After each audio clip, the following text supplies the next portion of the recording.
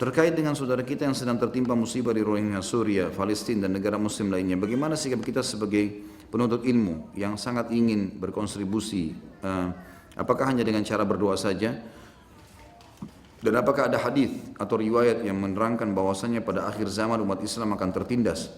Apakah mungkin Islam akan berjaya seperti zaman kekhalifahan dulu? Jazakumullah khairan.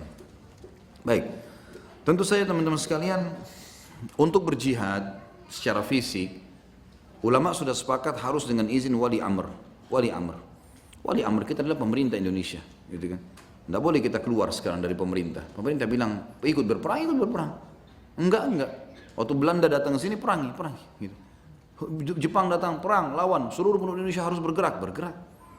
Wali amr, kita nggak bisa kita sekarang ke Palestina, kita ke Syria, lalu kemudian tanpa izin pemerintah, nggak boleh teman-teman. Kita harus ikuti peraturan agama kita ada. Nabi setiap sahabat kalau Nabi bilang jihad, datanglah mereka, karena Nabi pemimpin pada saat itu, datang mereka. Yang Nabi bilang kamu nggak bisa ikut, nggak ikut dia. Seperti misalnya umur belum cukup, gitu kan? Nabi ada yang datang karena mau ikut, ternyata ibunya ayahnya masih ada. Kata Nabi, kedua orang tua masih hidup, ya berbakti sama mereka, jangan ikut di sini. Disuruh bakti. Ada Nabi SAW pilih-pilih. Nah itu harus dipatuh. Itu pemerintah, gitu kan? Baik, apa yang kita lakukan teman-teman? Jangan anggap remeh doa ya. Kunut nazilah kayak tadi kita lakukan. Doa itu luar biasa, senjata orang mukmin. Kalau semua kita lakukan doa ini teman-teman sekalian, kita walaupun tidak ke sana Allah turunkan kekuatannya. Bukan mustahil, gitu kan? Bukan mustahil. Dan kita harus bersangka baik dengan Allah. Apa yang terjadi di wilayah-wilayah ini? Pertama, Allah Subhanahu wa taala tidak menjadikan masalah di satu lokasi sehingga umat Islam tertindas kecuali dalam hadis dikatakan banyaknya kesalahan yang mereka lakukan. Gitu kan? Kalau mereka merajalela kesalahan di sisi mereka kayak di Syria, kehidupan sangat bebas. Sebelum terjadi ini, luar biasa kehidupan mereka. Yang tarik perut ke sana sini, yang ini, yang itu, yang bebas sekali. Sampai terkenal negeri Syam kalau Syria itu kayak tempat orang pergi bermaksiat. Kuasa Allah SWT terjadi ini. Sekarang ada kesadaran dari kaum muslimin. Dengan kejadian ini akhirnya mereka jadi dekat dengan agama mereka. Gitu kan? Teman-teman di Palestina, saya waktu bimbing umroh saya ke sana, saya melihat kalau tidak terjadi penjajahan ini, saya nggak tahu bagaimana keadaannya muslimin di sana. Dalam kondisi dijajah sekarang saja, masih ada yang perempuan-perempuan yang hijabnya terbuka, di sana sini musik, yang hadir di masjid ya sebagian tidak terlalu besar, gitu kan. Dalam kondisi ada penjajah ya. Jadi kalau penjajahan tidak ada bagaimana? Bagaimana jauhnya mereka dari agama? Kehidupan yang saya lihat arahnya kepada bebas. Kita kalau lihat pakaian-pakaian mereka di pinggir jalan depan hotel pada saat mau ke masjid, itu pakaiannya sama saja tabarruj sebenarnya. Pakai jilbab iya, tapi sama saja gitu. Walaupun alhamdulillah kita menjaga pandangan mata, tapi umumnya orang kena ramai sekali kelihatan ini orang-orang seperti ini.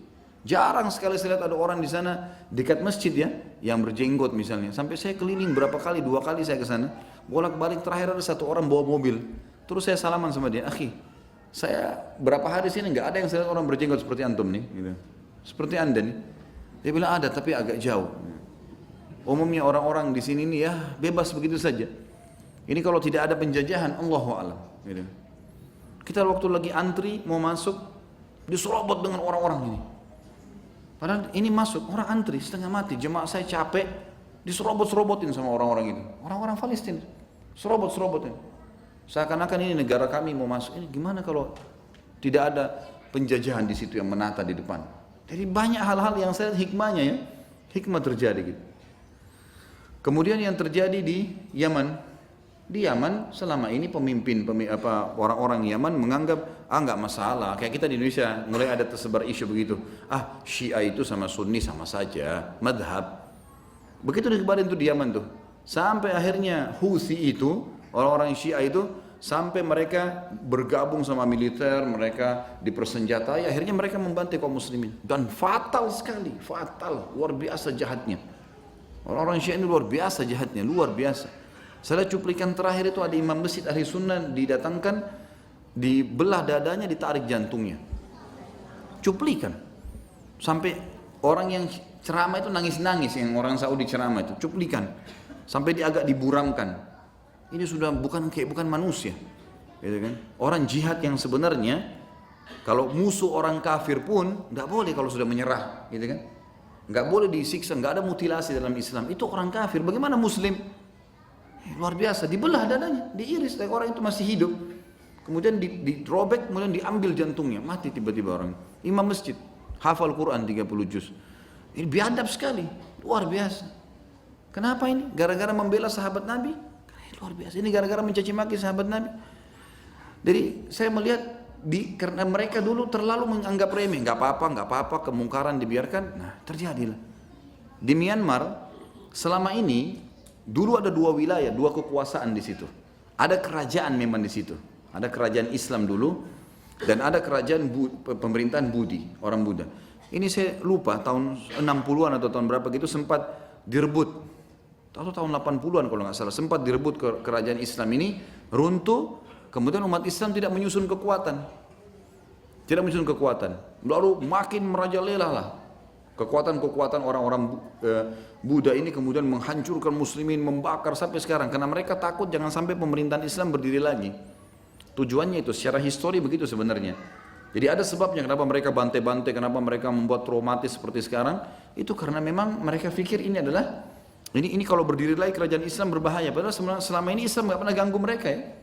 Tidak pernah subhanallah pemerintah Islam mengganggu orang non-muslim, tidak pernah. Termasuk di Indonesia sendiri, tidak ada orang Islam mengganggu orang non-muslim. Kan? Silakan menjadi kaya, berusaha, tidak ada orang Islam silakan, tidak ada masalah. Tapi kalau mereka jadi pemimpin ini masalah berat. Jadi saya melihat secara internal ada masalah pelanggaran-pelanggaran dari orang-orang ini terhadap agama sehingga Allah datangkan untuk mereka sadar. Sampai saya bilang sama orang-orang Palestina, terakhir saya ke sana saya bicara sama mereka, akhi, coba saya mau tanya satu hal, apa yang antum ambil pelajaran dari penjajahan ini? Baru kemarin, mungkin baru berapa bulan lalu. Saya penasaran, saya bilang juga sama imam masjidnya, kebetulan saya kenal sama beliau, Syekh Yusuf namanya. Saya salam sama Syekh, ibrah apa? Pelajaran apa yang antum ambil dari sini? Ana ini orang luar, ana melihat ada sebuah pesan dari Allah nih. Ana bilang kita jalan dari hotel ke sini, perempuan bertabarruj, pakaiannya ketat, jilbabnya asal jadi, laki-lakinya juga begitu, di sana sini musik. Jadi kehidupan yang seperti ana bilang tidak ada bedanya sama negara-negara Arab yang memang bebas. Padahal antum lagi dijajah loh ini, mempertahankan wilayah Masjid Aqsa. Apa yang diambil Syekh? Apa yang diambil pelajarannya? Kalau sekarang kira-kira Syekh, saya bilang begitu. Kalau sekarang misalnya kaum muslimin di sini tidak ambil pelajaran dan mereka lebih bertakwa sama Allah dengan penjajahan, kira-kira kalau Israel sudah keluar, apa yang terjadi dengan mereka? Ada perubahan? Kata Syekhnya, benar. Ya Khalid benar. Kita mengeluhkan kepada Allah. Dan saya yakin kalau seperti yang anda bilang tadi, yang anda bilang ya, dibilang sama saya, kalau yang anda bilang itu betul, maka Allah akan berikan kita pemimpin. Kalau betul-betul masyarakat sadari, mereka kembali ke agamanya, Allah akan datangkan kekuatan yang mengalahkan Israel. Tapi sampai sekarang seperti itu. Itu satu sisi, secara internal ya. Jadi ada pemicu penyebab. Allah tidak akan membinasakan satu kaum kalau tidak ada sebabnya. Secara agama, kacamata agama, Allah subhanahu wa ta'ala teman-teman memilih para syuhada. Memilih para syuhada. Mungkin kita lihat orang ini dipotong kepalanya, ini dibelah dadahnya, yang ini dibakar. Memang mengerikan bagi kita yang masih hidup. Tapi jangan lupa satu hal ya. Orang kalau sudah mati teman-teman, yang dia lihat malaikat maut cabut ruhnya. Nggak ada lagi dia rasa itu dadanya dibelah, lehernya dipotong, apalah, dibakar pun, nggak ada urusannya. Nggak ada urusannya. Dia cuma lihat malaikat maut cabut ruhnya, selesai. Jadi nggak ada urusannya sebenarnya. Jangan kita terpengaruh karena tidak punya ilmu. Kita anggap itu penyiksaan buat mereka jadi enggak. Kita harus sangka baik dengan Allah. Kalau saya melihat Allah memilih para syuhada, toh dia juga akan mati pada saat itu. Tentu kita harus membela ya. Tapi saya bahasakan kita lihat secara kacamata agama yang luas dengan ilmu syar'i yang benar. Kalau Allah sudah menginginkan kebaikan buat mereka. Sampai kata para ulama, kalau kamu masuk ke kancah peperangan, tidak usah mengkhayal mati. Karena yang mati syahid, yang dibunuh sama musuh hanya orang yang paling ikhlas. Menginginkan syahadah baru mati. Dan selalu dalam sepanjang sejarah histori jihad, dari zaman Nabi SAW sampai hari ini teman-teman sekalian, selalu yang mati syahid lebih sedikit. Yang kembali pulang keluarganya lebih banyak. Jadi memang Allah SWT memilih mereka, gitu kan? Memilih mereka, kesempatan ini semuanya. Jadi insya Allah juga mereka akan lebih baik agamanya, Saya yakin kalau mereka kembali ke agama Allah, lebih dekatkan diri kepada Allah dalam kejadian seperti ini, Allah pasti akan berikan mereka kemenangan. Allahu a'lam. Tentu apa yang kita lakukan ya kita berdoa kepada Allah SWT. Kita membantu apa saja. Kayak sekarang banyak alhamdulillah teman-teman di Indonesia ini yang sudah mulai kumpulin baju, mulai kumpulin uang ya. Mereka punya link untuk ke sana, mungkin melalui negara Filipina atau negara yang lain, itu kita bantu. Kita bantu, bukan mustahil. Saya melihat ada satu Syekh Hasan namanya, ya, Dr. Hasan, beliau dari, kalau tidak salah dari Qatar, dari Bahrain. Kebetulan kemarin waktu ada undangan dari Raja Bahrain, dai-dai diundang sedunia, dengan hikmah Allah, saya tidak tahu kenapa dari Indonesia saya dapat undangan gitu.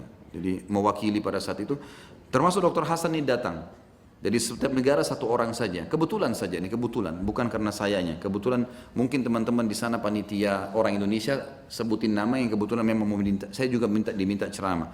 Saya ketemu sama dia dan saya tertarik dengan cuplikan apa yang dilakukan Dr. Hasan ini. Beliau datang sendiri ke Thailand. Nah, Thailand sama Myanmar bersebelahan dan Thailand ini mendukung perilaku Myanmar karena sama agamanya, gitu kan. Dan itu muslimin dari Myanmar ini, dari Rohingya ini diambil, ditaruh di penjara, Dr. Hasan datangin. Dia bayar, berapapun dia bayar. Yang penting diizinkan datang. Dia datang dan ada cuplikannya di YouTube, tapi dalam bahasa Arab. Judulnya itu kurang lebih terjemahannya penjualan manusia di abad sekarang. Gitu. Jadi akhirnya dia datang terus dia memberikan salam, itu pun tidak boleh ketemu sama muslimin. Muslimin di lantai 2 di penjara. Dia berikan salam, assalamualaikum, baru mereka jawab, lalu dia mendoakan mereka. Lalu mulailah dia sampaikan, dia bilang, hai muslimin, alangkah baiknya kalau kalian bisa menebus kaum muslimin ini. Jadi orang-orang Myanmar itu dijual $1.000 satu orang. Jadi kalau ada yang punya harta, ini pembebasan tawanan perang lah istilahnya. Itu pahalanya besar. Termasuk bisa menggunakan zakat mal. Pembebasan budak kan. Nah itu bisa dilakukan. Nah itu jadi di Filipina itu orang datang siapa saja punya kelebihan uang. Maaf, di Thailand Dr. Hasan punya cuplikan di YouTube panjang lebar diceritain dan saya lihat, maka beliau buka link itu. Kalau orang mau bisa menebus melalui pihak pemerintah Thailand, kemudian mengambil orang-orang Myanmar ini, gitu kan. Tapi Allah alam ini, kalaupun diambil, apakah memang bisa masuk ke negara kita, ini juga butuh bahasan sendiri. Semoga saja memang pemerintah kita bisa mengizinkan itu ya. Tapi seperti Turki itu sangat membuka diri, itu sangat positif, gitu kan, menerima saudara-saudara kita di sana. Dan insya Allah kita bersangka baik sama Allah dan tetap kita menghidupkan semangat kita untuk mendoakan. Satu waktu memang dibutuhkan membela, insya Allah kita siap untuk itu.